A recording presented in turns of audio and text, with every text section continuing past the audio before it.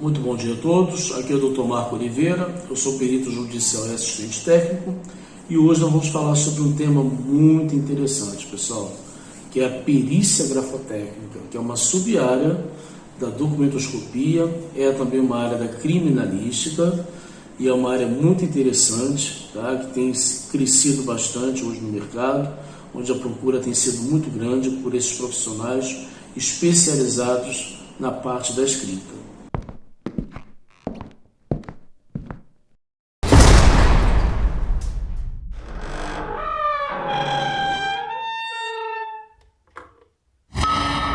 Então nós vamos começar o nosso vídeo falando sobre a grafoscopia como parte da documentoscopia, tá? Onde a mesma estuda as escritas com a finalidade de verificar se as mesmas são autênticas ou não e determinar a sua autoria quando desconhecida. Essa especialidade possui diversas denominações, como grafoscopia, grafística, grafotécnica, grafotecnia e perícia gráfica. A palavra grafoscopia é originária do grego grafos, que se refere ao exame minucioso da grafia, ou seja, a análise que objetiva o reconhecimento de uma grafia, utilizando-se para isso das técnicas comparativas dos aspectos da letra. A grafoscopia tem sido conceituada como uma disciplina de espírito policial que visa esclarecer questões criminais, mas no entender de Gomide, que é um escritor que escreveu um livro em 2000, a sua aplicação é mais ampla, abrangendo outras áreas tais como o direito, as artes, a história, a medicina, a administração de empresas, a informática. Analisando todas essas utilizações, é possível constatar que o objetivo da disciplina é simplesmente averiguar determinadas características da escrita que compõem o documento. É muito importante nós ressaltarmos o seguinte, que quem escreve não é a mão, não é o punho, tá? Quem escreve é o cérebro, tá? É o cérebro que determina, tá? Que manda a ordem de movimento para que você possa ali realizar a sua escrita, tá? Um outro detalhe muito interessante, por que, né, uma das perguntas que são muito interessantes, por que de tempo em tempo a minha escrita está um pouco diferente? Talvez porque você tome algum tipo de medicação, ou você está estressado, ou você está cansado, né? Então a sua escrita ela tem uma certa modificação, tá? Lapso temporal. Quando você, no caso, né, na década de 90, eu escrevia de uma forma, tá? Hoje, em 2022, eu já escrevo de uma outra maneira totalmente diferente. Então isso tem um lapso temporal, tá? De mais de 30 anos. Então, de tempo em tempo, tá? A sua escrita ela pode sofrer modificações, tá ok? Mas como é possível, né, analisar se a escrita daquela mesma pessoa, mesmo com lapso temporal, né, de tempo em tempo mudando, e quando até mesmo toma algum tipo de medicação, a sua escrita sofre alguma alteração? Como é possível analisar isso? Gente, para isso existem técnicas que são muito interessantes, onde você consegue, né, observar que aquela escrita realmente pertence àquela pessoa, tá? A pessoa não está falsificando a sua escrita, muito pelo contrário, tá ok? Ela pode estar passando por alguma situação, algum momento, alguma transição, ou alguma medicação que ela pode ter utilizado, que gerou uma mudança na sua forma de escrever, tá ok? Mas como que a gente consegue pegar esses detalhes? Primeiro de tudo, o ataque, tá? Que é logo o início da escrita, quando você logo começa a escrever. Através do ataque você consegue analisar se aquela escrita realmente pertence àquela pessoa ou não, tá?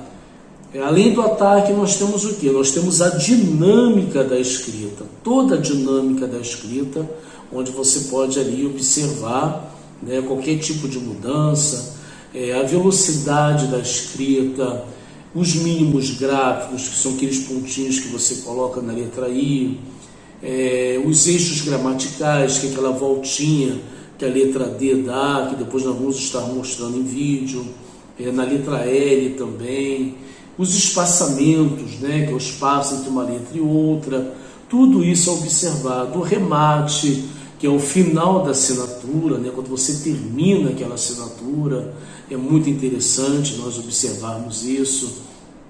O calibre, né, da letra, o tamanho de letra, o formato da letra, né, os valores curvilíneos, a inclinação axial, seja ela para a direita ou para a esquerda, ou se a escrita não tem inclinação nem para a direita nem para a esquerda, ela é perpendicular, ela é reta. Então todos esses detalhes nós analisamos entre uma assinatura e outra, e como seguimos ali, observar, né, se aquela assinatura pertence ou não àquela pessoa.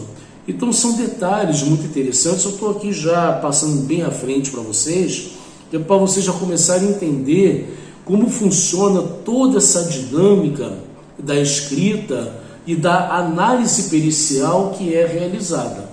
Tá ok, pessoal? Então isso é muito importante e vale ressaltar, né, que é uma área muito importante, uma área que exige muito conhecimento, muita observação, tá?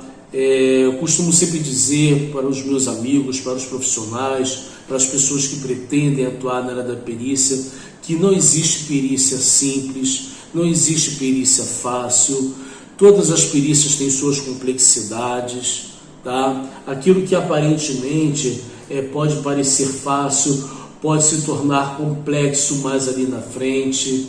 Olha, pessoal, muitos detalhes que precisam ser observados, detalhes importantes, tá? Então não existe facilidade, entendeu? O que existe são complexidades, sim, e o trabalho do perito é um trabalho muito importante, que o perito não pode errar.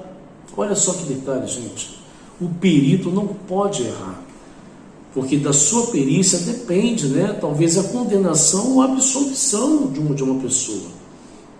Porque o juiz, ele não entende de perícia, para isso ele nomeia um perito, né, um perito do juízo, para que ele possa analisar ali aquele processo, aquela perícia que foi realizada, e ali ele poder emitir o seu parecer, poder ali emitir o seu laudo pericial. Olha só que interessante, gente.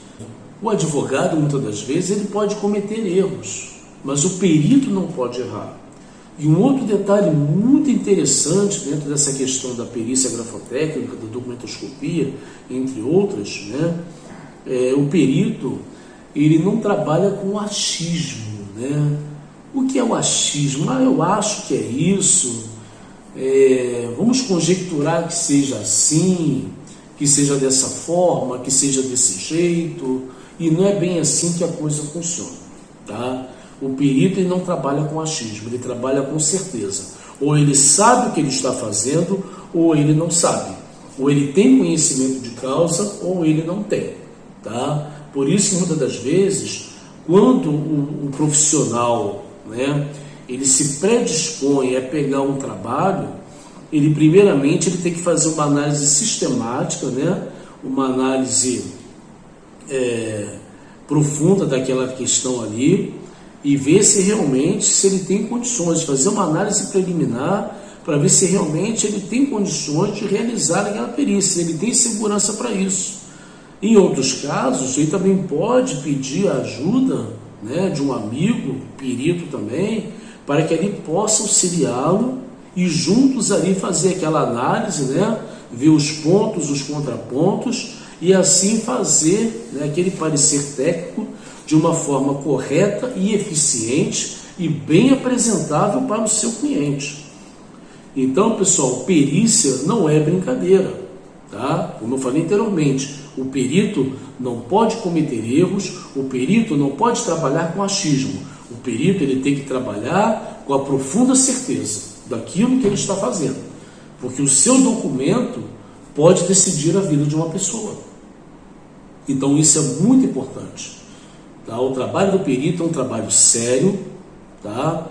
É um trabalho de muita responsabilidade, tanto que o perito, né, seja ele assistente técnico ou perito judicial, ele recebe um tratamento totalmente diferenciado diante da justiça, ele é muito respeitado, tá, pelos juízes, pelos desembargadores, pelos promotores, porque ele é um auxiliar da justiça que está atuando, tá, periciando aquele documento, periciando aquele material, defendendo muitas das vezes um cliente.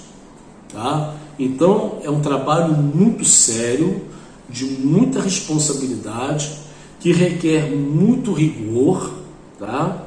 E uma apresentação à altura. Isso é muito importante. Um outro detalhe que eu quero aqui falar para vocês: o perito não pode mentir em juízo. Olha só que detalhe interessante. Ele não pode mentir em juízo, porque se ele cometer algum ato, tá, de mentira ou de engano, ele pode ser preso naquele mesmo ato. Ele pode ser preso ali naquele momento. Se o perito cometeu alguma irregularidade, ou ele pode ser preso, ou ele pode ficar impedido durante determinado tempo, durante 3 ou 5 anos, né, dependendo da situação, de poder atuar como perito. Olha só que interessante, pessoal. Muito interessante, né? Ele pode ficar impedido de exercer a sua função como perito, caso ele cometa alguma irregularidade dentro da lei. Então, gente, o trabalho é um trabalho de muita responsabilidade, de muita seriedade. O perito não pode brincar, o perito não pode concluir um laudo pericial ou parecer técnico de qualquer maneira. Ele tem que explicar muito bem aquilo que ele está fazendo, e isso a gente vai ver em umas aulas mais à frente, né, como ele deve montar, né, o seu parecer técnico, né, o seu laudo pericial, para que ele possa sim apresentá-los à justiça. Tá ok, pessoal? Um forte abraço a todos e sejam bem-vindos à perícia forense.